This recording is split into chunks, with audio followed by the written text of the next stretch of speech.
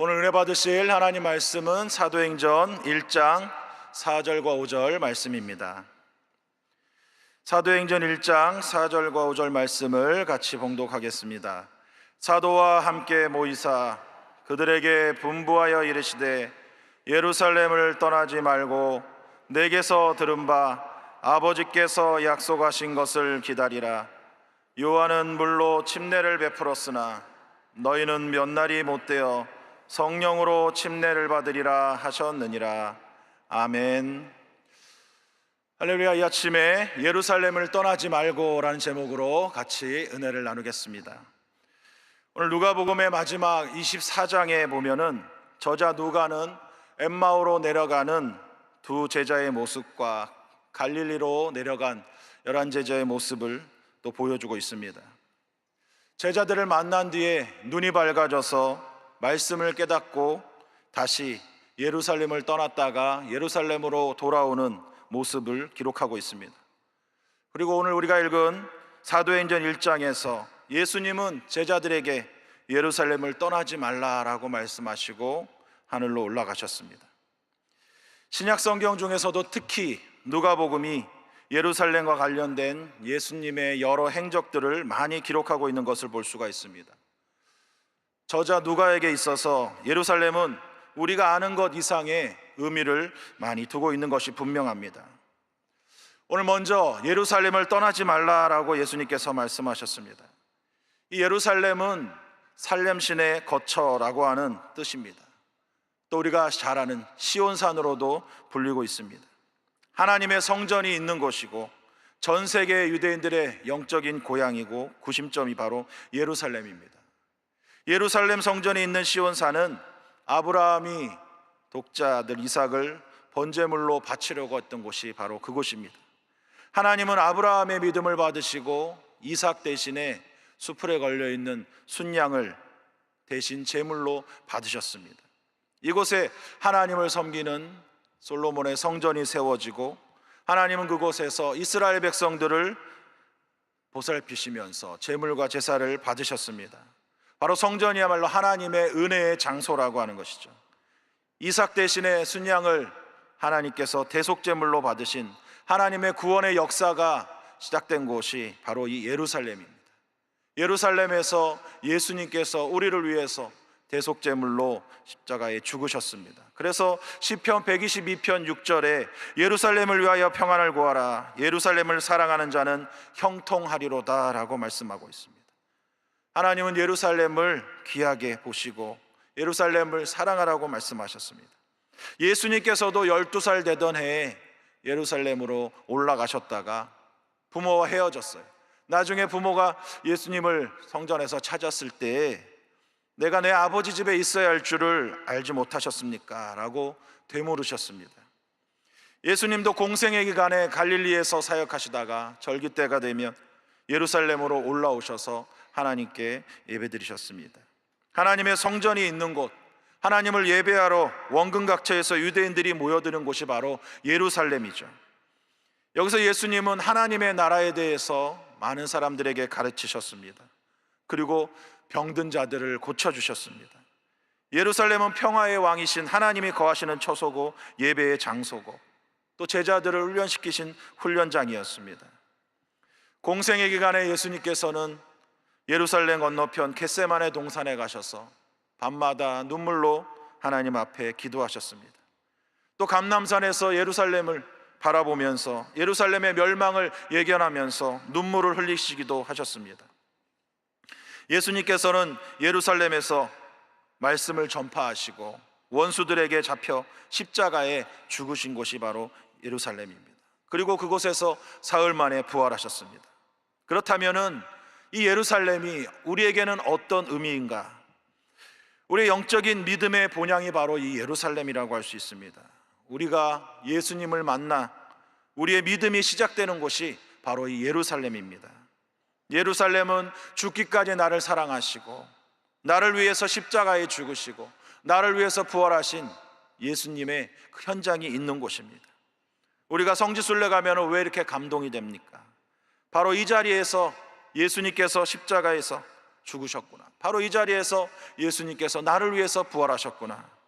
그 곳곳을 다니다 보면은 바로 이 현장이 나의 믿음이 시작되는 곳, 예수님께서 나를 만나 주신 곳, 바로 그곳이기 때문에 우리가 성지순례를 가서 눈물을 흘리게 되는 것입니다. 이 예루살렘에서 나를 위해 죽이신 그 예수님의 은혜가 바로 많은 사도들을 통해서 또 많은 선교사들을 통해서 멀고 먼 이곳, 이 대한민국에 있는 나에게까지 이 예수님의 복음이 전파되고 내가 구원받게 된 이 예루살렘이야말로 우리의 믿음의 고향이라고 할 수 있을 것입니다. 그래서 예수님께서 예루살렘을 떠나지 말라라고 말씀하신 이 명령이 우리가 이해할 때 너의 믿음을 떠나지 말아라, 너의 믿음을 버리지 말아라 라고 말씀하시는 것 같다라고 하는 것이죠. 너의 믿음의 근거가 되는 예루살렘에서 시작된 이 예수님의 복음을 받아서 이 믿음에서 절대로 떠나지 말라라고 하는 예수님의 음성인 것입니다. 여러분, 여러분의 예루살렘, 여러분의 믿음을 떠나지 마시기를 바랍니다. 전에 어떤 목사님의 설교를 들었는데 그 목사님이 군목 목사님에게 이런 얘기를 들었다고 그래요.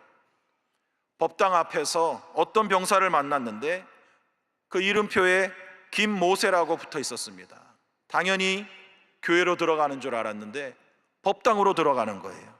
깜짝 놀라가지고 그 병사하고 얘기를 해봤답니다. 그랬더니 아버지가 교회 장로님이고 어머니는 권사님인데 이 청년이 절에 다니기로 했다는 거예요. 그 이유가 청년부에서 시험에 들어가지고 나는 이제 다신 교회 안 간다. 근데 자기가 사귀던 자매가 절에 다니는데 한번 절에 가보라고 그래가지고 이제는 절에 다니기 시작했다라고 얘기했다는 것입니다. 여러분, 우리의 이런 일이 있어서는 안 될 것입니다. 혹시라도 시험에 들어서 예루살렘을, 우리의 믿음을 떠났다고 한다면 오늘 말씀을 듣고 오늘 제자들처럼 예수님의 말씀을 듣고 다시 예루살렘 믿음의 자리로 돌아오기를 바랍니다. 바로 이곳에서 예수님은 새로운 역사를 시작하시고 제자들에게 예루살렘을 떠나지 말라라고 말씀하셨습니다. 두 번째, 예수님께서는 예루살렘에서 시작하시겠다고 말씀하십니다. 제자들에게 예루살렘은 어떤 곳입니까? 은혜의 장소이면서도 죽음과 두려움의 장소입니다. 그토록 믿고 따랐던 예수님이 자신들의 눈앞에서 십자가에 못 박혀 죽으셨습니다. 그 죽음을 목격한 많은 제자들은 다음 차례가 자기가 될 줄 알고 숨기에 급급했다라고 하죠. 사도 베드로도 예수님이 잡혀가시고 나서 신문당하실 때 예수님을 모른다라고 3번이나 부인했다라고 하는 것이죠. 같은 제자였던 가룟 유다는 스승 예수님을 팔았다는 죄책감을 못 이겨서 결국은 목매어 자살하고 말았습니다. 예수님의 말씀대로 사흘 만에 부활하셨지만 예수님의 죽으심을 본 모든 사람들이 부활하신 예수님을 다 만난 것이 아닙니다. 오늘 말씀에 보면은 한 500명 이상이 부활하신 예수님을 만났다라고 하는데, 그런데도 제자들은 이 예루살렘을 떠나기에 바빴다라고 하는 것이죠. 누가복음 24장 19절부터 24절 말씀에 이르시되 무슨 일이냐 이르되 나사렛 예수의 일이니 그는 하나님과 모든 백성 앞에서 말과 일에 능하신 선지자이거늘 우리 대제사장들과 관리들이 사형 판결에 넘겨주어 십자가에 못 박았느니라. 우리는 이 사람이 이스라엘을 속량할 자라고 바랐노라. 이뿐 아니라 이 일이 일어난 지가 사흘째요. 또한 우리 중에 어떤 여자들이 우리로 놀라게 하였으니 이는 그들이 새벽에 무덤에 갔다가 그의 시체는 보지 못하고 와서 그가 살아나셨다 하는 천사들의 나타남을 보았다 함이라. 또 우리와 함께한 자 중에 두어 사람이 무덤에 가 과연 여자들이 말한 바와 같음을 보았으나 예수는 보지 못하였느니라 하거늘. 이 두 제자는 예수님을 부활하셨다라고 하는 소식은 들었지만은 직접 그 부활하신 예수님을 만나지 못했습니다. 그래서 슬픈 표정을 띠고 예루살렘을 떠나서 엠마오로 내려갑니다. 누가복음 24장 17절에 예수께서 이르시되 너희가 길 가면서 서로 주고받는 이야기가 무엇이냐 하시니 두 사람이 슬픈 빛을 띠고 머물러 서더라 말씀합니다. 부활하신 예수님이 옆에 계신데도 알아보지 못하고 슬픈 빛을 띠고 있었다라고 하는 것이죠. 다른 제자들은 어떻습니까? 요한복음 21장 2절에 4절 말씀에 시몬 베드로와 디도모로 하는 도마와 갈릴리 가나 사람 나다나엘과 세베대의 아들들과 또 다른 제자들이 함께 있더니 시몬 베드로가 나는 물고기 잡으러 가노라 하니 그들이 우리도 함께 가겠다 하고 나가서 배에 올랐으나 그날 밤에 아무것도 잡지 못하였더니 날이 새어갈 때에 예수께서 바닷가에 서셨으나 제자들이 예수인 줄 알지 못하는지라. 베드로와 제자들은 예루살렘을 떠나 고향으로 내려갔습니다. 물고기 잡으러 갔습니다. 그러나 바닷가에 서신 예수님을 알아보지 못했습니다. 이렇게 더 이상 제자들은 예수님 계시지 않은 예루살렘을 떠났습니다. 그러나 예루살렘을 떠난 제자들은 예수님조차도 알아보지 못하고, 그러니 행복할 수가 없었습니다. 이제 예수님을 믿은 그들이 있어야 할 곳은 바로 예루살렘이었기 때문입니다. 오늘 우리에게 또 예루살렘은 어떤 의미입니까? 바로 믿음의 자리이면서 또한 우리의 삶의 자리라고 말씀할 수 있습니다. 여러분이 있어야 할 곳이 바로 예루살렘이라고 하는 것이죠. 여러분의 가정과 여러분의 직장과 여러분이 섬기는 교회가 바로 예루살렘인 것입니다. 여러분, 그 자리를 쉽게 떠나지 마시기 바랍니다. 하나님이 세우신 가정을 쉽게 포기하지 마시기 바랍니다. 끝까지 지키시기를 바랍니다. 여러분에게 주신 직장과 여러분에게 주신 사업장을 포기하지 마시기 바랍니다. 그 자리에서 기다리시기 바랍니다. 혹시라도 힘들고 고통스러워서 여러분의 삶이 예루살렘을 떠났다면 다시 돌아와야 하는 것입니다. 하나님이 여러분을 부르신 그 자리, 믿음의 사명의 자리로 돌아오시기 바랍니다. 힘들고 어렵지만은 바로 그 자리에서 분명히 새로운 역사가 시작될 것입니다. 주님의 약속을 믿으시기 바랍니다. 혹시 이 자리에서 남편이나 아내를 포기하고 자녀들을 포기하고 자기의 생명까지 포기하라는 사람이 있습니까? 절대로 포기하지 마십시오. 여러분의 예루살렘으로 돌아가서 그 자리를 지키시기 바랍니다. 바로 그곳에 놀라운 은혜가 있는 것입니다. 예수님은 뭐라고 말씀하십니까? 예수님은 제자들을 다시 예루살렘으로 모이라고 말씀하십니다. 고통과 슬픔과 죽음과 두려움 때문에 떠났던 예루살렘 그 자리로 예수님은 다시 제자들을 부르십니다. 그리고 그곳에서 하나님의 일을 시작하시겠다고 말씀하십니다. 누가복음 24장 45절부터 말씀해 보면, 이에 그들의 마음을 열어 성경을 깨닫게 하시고 또 이르시되 이같이 그리스도가 고난을 받고 제3일에 죽은 자 가운데서 살아날 것과 또 그의 이름으로 죄사함을 받게 하는 회개가 예루살렘에서 시작하여 모든 족속에게 전파될 것이 기록되었으니 너희는 이 모든 일의 증인이라 말씀하고 있습니다. 예수님을 만나 말씀을 깨달은 제자들은 지체 없이 예루살렘으로 다시 돌아왔습니다. 여기서 예수님은 예수님의 이름으로 죄사함을 받게 하는 회개가 이 예루살렘부터 시작되어서 모든 족속에게 전파될 것이라고 말씀하고 있습니다. 하나님의 역사가 바로 예루살렘에서 시작될 것이라고 말씀하고 있는 것입니다. 여러분이 피하고 싶은 그 자리, 그 예루살렘의 그 자리에서 현실의 문제 때문에 또 두려움 때문에 포기하고 낙심하고 있던 그 자리에서 예수님은 온 세계를 변화시킬 놀라운 새로운 회개의 역사를 시작하실 것이다 라고 말씀하고 있습니다. 여러분, 이것이 어떻게 가능한 일입니까? 포기하고 도망갈 줄 알았던 그 제자들을 통해서 어떻게 일이 이루어지겠습니까? 세 번째로, 오직 성령이 너에게 임하시면 말씀하고 있습니다. 예수님의 말씀대로 이 예루살렘부터 시작되는 이 일은 오직 성령으로 가능한 일인 것입니다. 예수님은 제자들에게 예루살렘을 떠나지 말고 아버지께서 약속하신 성령을 기다리라 라고 말씀하십니다. 성령으로 충만받은 제자들은 예수님의 말씀대로 기도했을 때 사도행전 1장 8절의 말씀이 오직 성령이 너에게 임하시면 너희가 권능을 받고 예루살렘과 온 유대와 사마리아와 땅끝까지 이르러 내 증인이 되리라 하시니라. 예루살렘으로부터 시작된 그 복음이 온 유대와 사마리아와 땅끝까지 주의 복음을 전하는 증인이 바로 이 제자들이 된다라고 말씀하고 있습니다. 제자들의 열심으로 지혜로 경험으로 안 되는 것입니다. 오직 성령으로 가능한 것입니다. 성령님은 어떤 분이십니까? 예수님이 가르쳐 주시죠.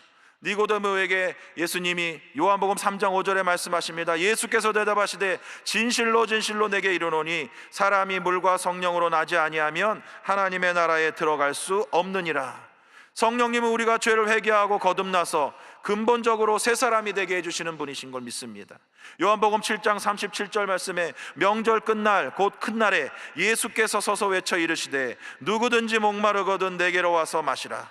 나를 믿는 자는 성경의 이름과 같이 그 배에서 생수의 강이 흘러나오리라 하시니 이는 그를 믿는 자들이 받을 성령을 가리켜 말씀하신 것이라.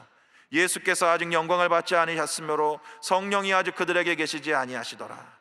여러분, 성령님은 우리 안에 오셔서 넘쳐 흐르는 강물과 같이 생명이 넘치게 해주시고 마르지 않는 기쁨이 넘치게 해주시는 분이십니다. 기쁨과 평안을 주시는 분이시라고 말씀합니다. 그리고 언제나 우리를 지켜주시겠다고 보혜사 성령님으로 우리에게 함께해 주십니다. 또 사도행전은 불같이 바람같이 우리에게 함께 하셔서 권능을 부어주시고 하나님의 일을 감당할 수 있도록 은혜 주시는 분이 바로 성령님이신 줄로 믿습니다. 우리 올로 목사님의 예전에 간증이 기억납니다. 펜사콜라에 집회에 가셨을 때에 호텔에서 이렇게 기도하셨다고 그래요. 하나님, 나는 바보입니다. 나는 바보입니다. 나는 바보입니다. 다른 사람처럼 공부도 많이 못하고 다른 사람처럼 학위도 많지 않고 다른 사람처럼 그런 지위와 명예도 없는 나는 바보입니다. 그러니까 하나님께서 안다, 알아. 네가 바보인 줄 내가 알고 있다. 깜짝 놀랐어요. 하나님, 내가 바보인 것을 하나님이 알고 계십니까? 안다. 네가 바보인 줄 안다. 그러나 너를 사용하는 나는 바보가 아니다. 이 말씀을 듣고 올로 목사님이 말할 수 없는 용기와 힘을 얻으셨다라고 말씀하고 있습니다. 여러분, 나는 바보지만은 나를 사용하는 하나님은 바보가 아니십니다. 나는 바보라고 생각할지 모르겠지만은 여러분의 생각에 여러분의 계시는 성령님은 절대로 바보가 아닙니다. 우리 문제의 해답은 오직 성령님이신 걸 믿으시기 바랍니다. 하나님의 성령은 바보가 아니십니다. 하나님은 능력의 하나님이십니다. 우리를 지키시는 보혜사 성령님이십니다. 사람이 할 수 없는 것을 하나님은 하실 수가 있는 것입니다. 그러므로 우리가 예루살렘을 떠나지 말고 아버지께서 약속하신 성령을 받아야 우리가 하나님께서 주신 사명을 감당할 수가 있는 것입니다.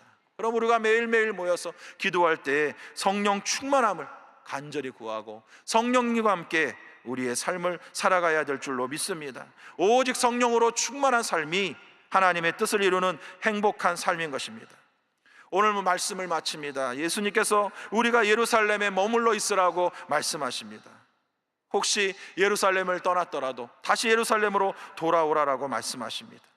우리 예루살렘은 어디라고 말씀했습니까? 여러분의 믿음의 자리라고 말씀했습니다. 여러분이 섬기는 교회와 여러분이 섬기는 지역과 여러분의 가정이 바로 여러분의 삶의 자리가 바로 예루살렘이라고 말씀하고 있습니다. 여러분, 그곳을 떠나지 마시기 바랍니다. 힘들다고, 어렵다고, 괴롭다고, 오해받고 미움받았다고 여러분 그 자리를 떠나지 마시기 바랍니다. 하나님께서는 그곳에서부터 여러분의 인생을 새롭게 시작하겠다고 말씀하고 있습니다. 내 힘으로 할 수 없는 그 일을 우리 하나님께서 보내신 성령님이 감당하시겠다고 말씀하십니다. 오늘 새벽에도 성령님의 능력으로 강력히 힘입어 주시기를 바랍니다. 오늘 주님께서 여러분 간절히 사모하고 기도하는 자에게 성령님이 역사하셔서 여러분이 있는 그 예루살렘 여러분의 자리에서 오늘 문제가 해결되고 모든 질병이 떠나가고 하나님의 새로운 역사가 놀랍게 펼쳐지는 복된 날이 되시기를 주님의 이름으로 축복합니다. 기도드립니다. 살아계신 아버지, 감사합니다. 하나님의 은혜로 오늘 새벽에 불러주시고 오늘 예루살렘을 떠나지 말라라는 말씀을 듣고 우리가 주님 말씀에 순종하여 다시 믿음의 자리로, 다시 우리 삶의 자리로 돌아가 우리 하나님께서 어떻게 놀랍게 일하시는지를 보게 하여 주옵소서. 온전히 기도하며 그 자리를 지키게 하여 주옵시고 예루살렘에서 시작된 회개가 땅끝까지 전파되는 놀라운 역사가 우리 삶에 일어나게 하여 주옵소서. 복음서에 나타난 예수님을 우리가 믿고 이제는 사도행전적인 성령님의 역사하심을 놀랍게 체험하게 하여 주옵소서. 아버지, 오늘도 문제가 있어서 가슴에 손 얹었습니다. 아픈 곳에 믿음으로 손 얹었습니다. 우리 주님께서 문제 해결하여 주옵시고 치료하여 주옵소서. 나사렛 예수 이름으로 명하노니 각 가정의 모든 어둠은 떠나갈지어다. 모든 흑암의 원수마귀는 떠나갈지어다. 문제를 가지고 떠나갈지어다. 온 가족이 다 구원받을지어다. 불신앙은 떠나갈지어다. 아버지 하나님, 모든 사업의 문제가 다 해결될지어다. 물질의 문제가 해결될지어다. 인간관계 문제가 해결될지어다. 나사렛 예수 이름으로 자녀들의 앞길을 열지어다. 믿음으로 우뚝 서게 될지어다. 직장의 문 열릴지어다. 결혼의 문 열릴지어다. 모든 육체의 질병은 다 떠나갈지어다. 머리부터 발끝까지 모든 암떡은 녹아질지어다. 모든 염증은 사라질지어다. 뼈 마디마디가 건강할지어다. 오장육부가 다 튼튼할지어다. 마음의 원망, 시기, 질투 떠나갈지어다. 우울증, 강박증 다 떠나갈지어다. 하나님 주신 평안이 임할지어다. 하나님께서 우리를 사용하여 주옵시고 주의 성령님 충만하게 임하여 주시옵소서. 오늘도 주님 은혜 감사하여 귀한 예물 주님께 드립니다. 주님께서 기뻐 받아주시고 이 예물이 하나님의 뜻대로 아름답게 쓰여지게 하여 주옵소서. 예수님의 이름으로 감사하며 축복하며 기도드립니다. 아멘. 하늘에 계신 우리 아버지, 이름이 거룩히 여김을 받으시오며 나라가 임하시오며 뜻이 하늘에서 이루어진 것 같이 땅에서도 이루어지이다. 오늘 우리에게 일용할 양식을 주시옵고 우리가 우리에게 죄진 자를 사하여 준 것 같이 우리 죄를 사하여 주시옵고 우리를 시험에 들게 하지 마시옵고 다만 악에서 구하시옵소서. 나라와 권세와 영광이 아버지께 영원히 있사옵나이다. 아멘.